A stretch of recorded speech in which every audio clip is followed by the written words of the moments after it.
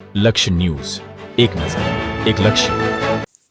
નાયબ કલેક્ટર ચોટીલા એચ.ટી. મકવાણા થાનગઢના વિજળિયા ગામે પેટ્રોલિંગમાં હતા તે દરમિયાન વિજળિયા ગામે આવેલા શક્તિ પેટ્રોલ પંપ તથા સોનગઢ ગામે આવેલા રાજલક્ષ્મી પેટ્રોલ પંપ તેમજ ગેબીનાથ પેટ્રોલ પંપ ખાતે જેસીબી, ડમ્પર, લોડર તથા ટ્રેક્ટર સાથેના અનેક વાહનો ધ્યાને આવ્યા હતા.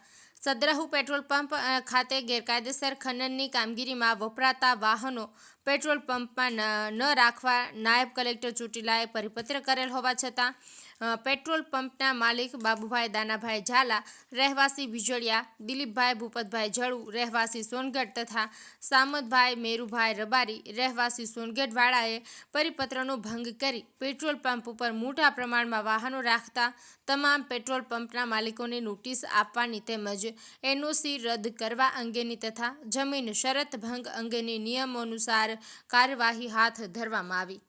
દેવમ ત્રિવેદી, સુરેન્દ્રનગર.